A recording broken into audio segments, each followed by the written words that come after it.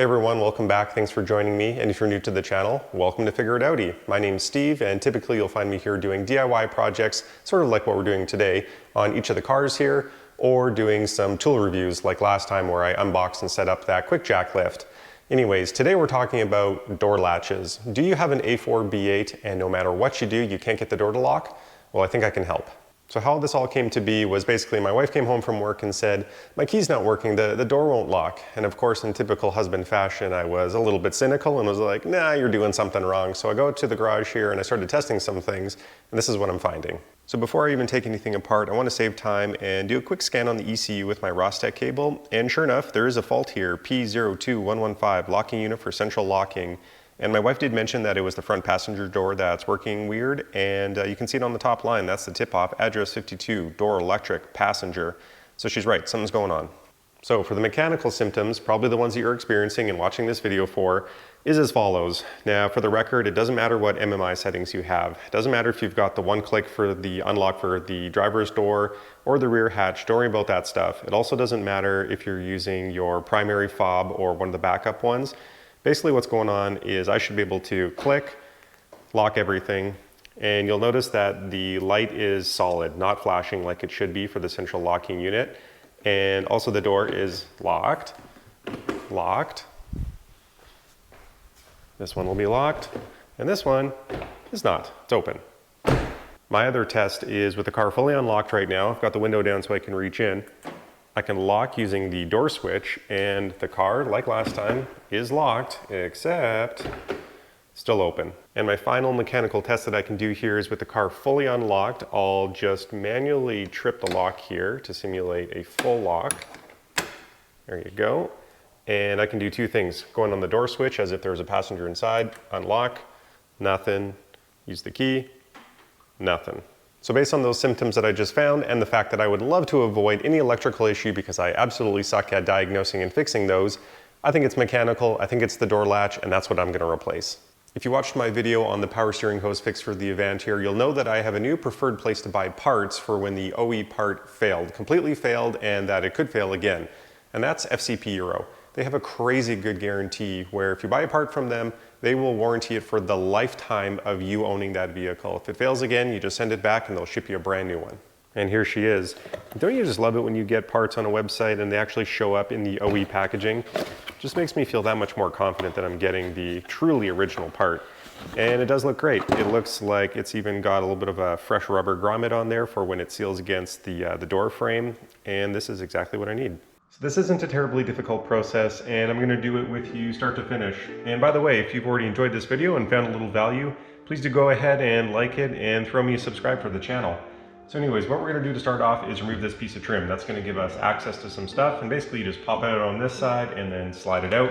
To do that, I'm going to make use of my Schwab trim tool kit, and it's just nice, nothing really special, but made of plastic and won't mar any of the items that we're going to be removing.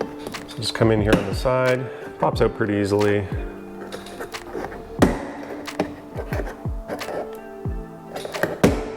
Oh, it's already out. You can see that it's got these hooks here. This one goes in here and it slides on these little channels right here.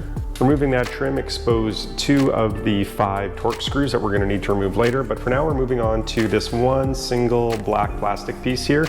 There's actually a little hole drilled underneath here to give you something to hook into and pull on. And these ones always make me a little nervous because I don't want to crack anything. But once you get this side loose, you can start working your way to the left.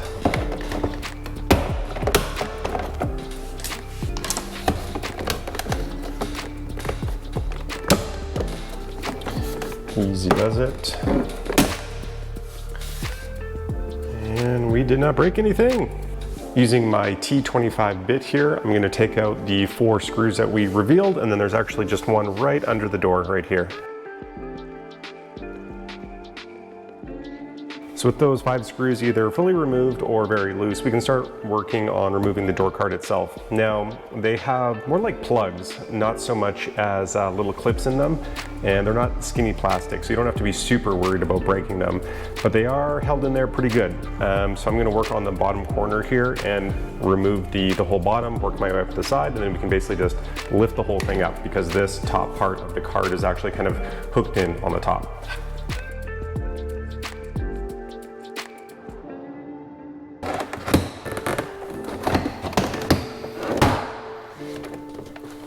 Okay, I think they're all loose, and now,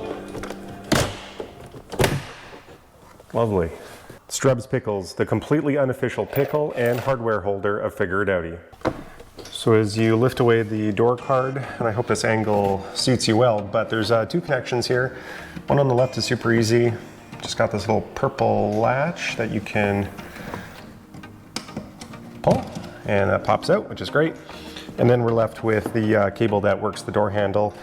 Now, all you need to do here is there is a little white, oh, that popped right out. A little white latch that you can just lift, and then you can pull some slack like so, and then unhook from the bottom. Now I'm just gonna do a little bit more work to get access to the door latch. I'll pop out some of these grommets to give us more flexibility in this cord, and then we'll slide this through here. And I hope you can see it properly, but there's a rail right here that is a guide for the cabling of the door actuator, or I should say the window, the glass actuator. And we're not gonna be able to get the lock through this little spot right here, so we need some flexibility in this rail. And you can do that by popping out this grommet down at the bottom. And what you'll find inside is a T30 head torque screw, and once you loosen that up, you'll get much more flexibility in the bar. Now, out on the edge of the door here, we have 2 M8 triple squares to take out to release the latch. Try to actually use triple squares when you're supposed to. Hopefully that's in focus for you, but it's not a Torx. I know it's tempting to put a Torx bit in there, and it might work sometimes, but don't strip those out. Now it's really just a matter of wrestling the latch out from here and disconnecting the OEM connectors. What you'll find is that there is a typical VAG connector on the bottom here, and I'm going to try to use this new tool. It's specifically for applications like this, where it's these plugs where you have to push in, depress, and then pull. It's got these 2 little hooks on the side that do all those functions, so theoretically you should be able to hook it in and just pull straight down. Wow, it works. Actually, it worked too well. The whole principle of this is that this hooks into the very far back, and it just sheared it off entirely. And we can continue to remove the latches. You just sort of rotate that out. And you've got tons of slack and room. Exposing our very last part of the cabling. Another twist, pull, and unhook. Congrats, halfway done. Here is the new versus the old. Again, it makes me feel so good that I have a genuine Audi part with a lifetime warranty from FCP Euro, and it really wasn't that expensive. In fact, I think it was the cheapest of any place I looked. And looking side by side, they are identical, and trying to figure out what might have gone wrong with this one. I'm not sure exactly, but there's something loose in there compared to this one. Maybe it's 160,000 kilometers of a very non-gentle passenger slamming this door that did this thing in. I'm not too sure, but let's put this one in. It's basically just the exact same process in reverse. For what it's worth, I did put some Gorilla Glue on here and glued the clip back in, so at the very least when I reconnect this thing and it's inside of the door, this plug won't outright fall off.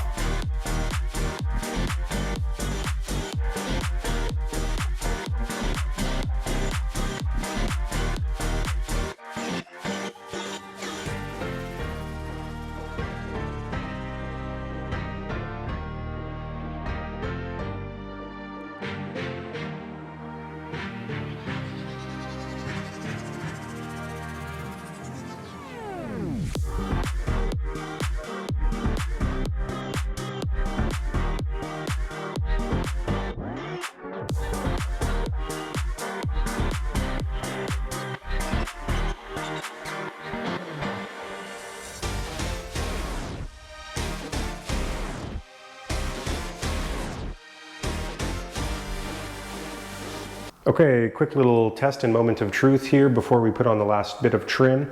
I'll shut the door. There you go, I can tell it's good already. Beautiful.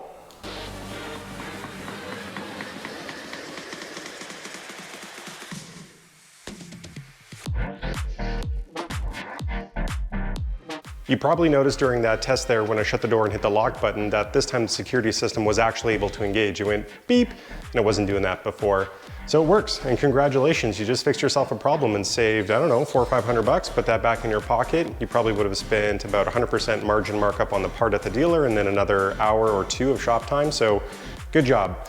Thanks again for joining me. I hope you found value in this video, and if you did, please throw me a subscribe to the channel, and I hope to see you next time. Thanks.